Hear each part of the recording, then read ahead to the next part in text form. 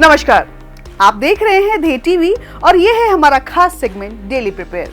यहाँ हर दिन हम लाते हैं 3 सबसे जरूरी और एग्जाम फोकस्ड खबरें जो ना सिर्फ आपकी करंट अफेयर्स की समझ को मजबूत करेंगी बल्कि अंत में आने वाले प्रैक्टिस क्वेश्चंस आपकी तैयारी को भी बनाएंगे और स्ट्रॉन्ग। तो चलिए शुरुआत करते हैं आज की अपनी पहली खबर से।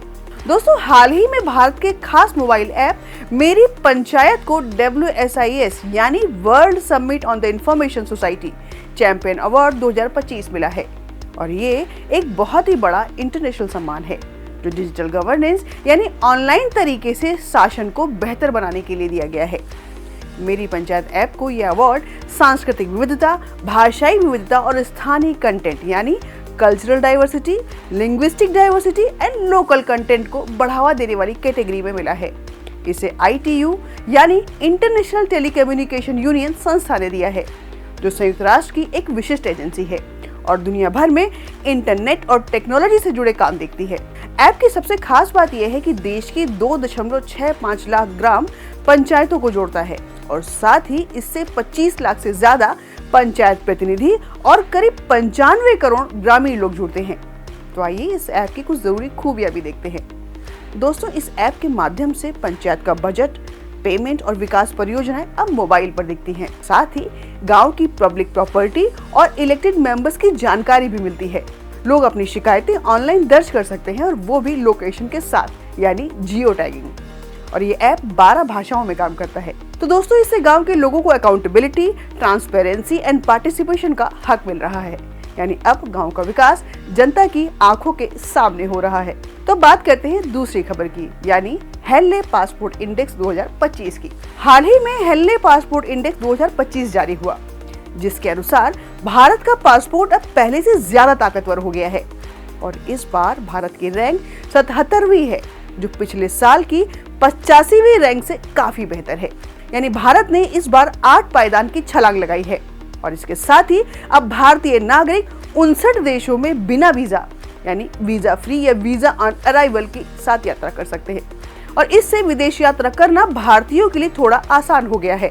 और इस लिस्ट में फिलीपींस और श्रीलंका जैसे देश नए जुड़े हैं और इस इंडेक्स में सिंगापुर सबसे ऊपर है। वहां के नागरिक 193 देशों में बिना वीजा यात्रा कर सकते हैं और इसके बाद Japan, south Korea, France, Germany जैसे देशों की रैंक है। वहीं अमेरिका की रैंक इस बार गिरकर 10वें स्थान पर पहुंच गई है।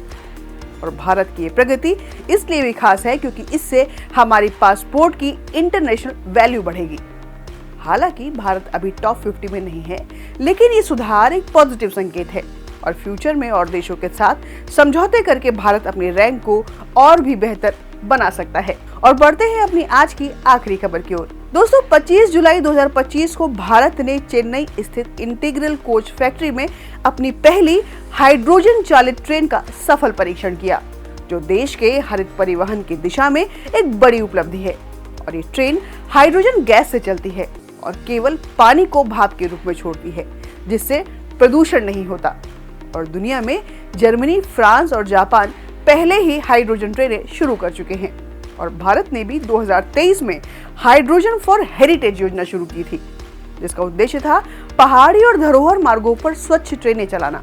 और उसी योजना के तहत बनी ये ट्रेन पूरी तरह से स्वदेशी टेक्नोलॉजी पर बेस्ड है और इसकी शक्ति 1200 हॉर्स पावर है और ये न सिर्फ पर्यावरण के अनुकूल है बल्कि भारत को तकनीकी रूप से उन्नत रेलवे देशों की कतार में भी खड़ा करती है।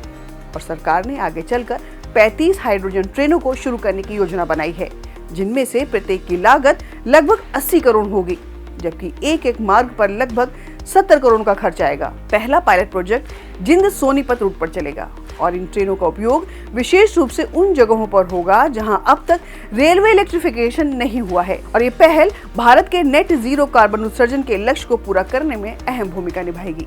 तो ये थी आज की खास खबरें और अब देखते हैं इन खबरों से जुड़े हुए सवालों को। दर्शकों से आग्रह है कि इन सवालों के जवाब कमेंट करके जरूर बताएं। तो शुरुआत करते हैं अपने पहले सवाल से। सवाल है, निम्नलिखित में से कौन सा कथन सही है? पहला, हेनले पासपोर्ट इंडेक्स केवल उन देशों को शामिल करता है जिनके नागरिक संयुक्त राष्ट्र के सदस्य है।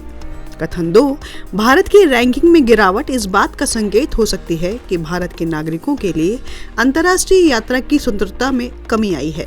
कथन 3 है, पासपोर्ट रैंकिंग सीधे तौर पर उस देश की जीडीपी पर आधारित होती है। कूट है ऑप्शन ए केवल 2, ऑप्शन बी केवल 1 और 3, ऑप्शन सी केवल 1 और 2, ऑप्शन डी सभी सही हैं।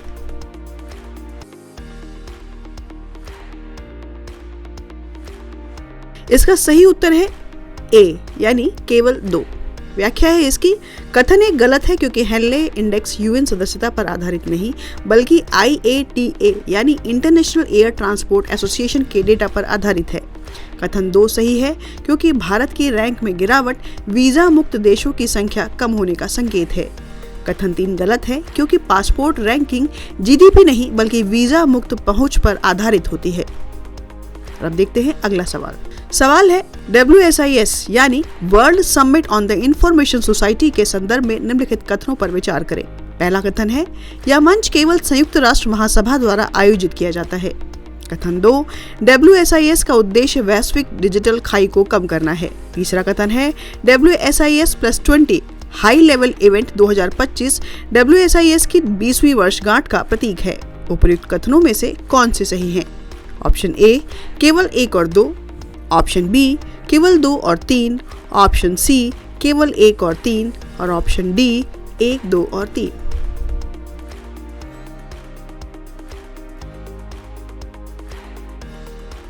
सही उत्तर है बी केवल 2 और 3। चलिए इनकी व्याख्या देखते हैं। दोस्तों कथन एक गलत है क्योंकि WSIS का आयोजन ITU यानी इंटरनेशनल टेलीकम्युनिकेशन यूनियन करता है जो संयुक्त राष्ट्र की एक विशिष्ट एजेंसी है। कथन 2 और 3 सही हैं क्योंकि WSIS का उद्देश्य इंक्लूसिव पीपल सेंट्रल्ड डिजिटल सोसाइटी बनाना है। WSIS+20 इवेंट 20 वर्ष पूरे होने के उपलक्ष्य में आयोजित किया गया था। और अब बारी आखिरी प्रश्न की। सवाल है, हाइड्रोजन ट्रेनें निम्नलिखित में से किस मिशन या नीति से सीधी जुड़ी हुई हैं?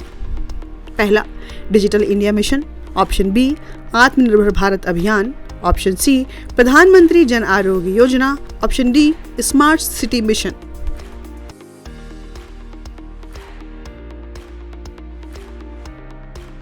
इसका सही उत्तर है आत्मनिर्भर भारत अभियान। तो दोस्तों ये थी आज की 3 सबसे जरूरी खबरें और सवाल। ऐसे ही important daily current news and MCQs के लिए जुड़े रहिए हमारे साथ। और अगर आपको ये फॉर्मेट पसंद आया हो तो लाइक, शेयर एंड कमेंट करना ना भूलें। और हाँ, अगली बार फिर मिलते हैं नई खबरों और सवालों के साथ। धन्यवाद।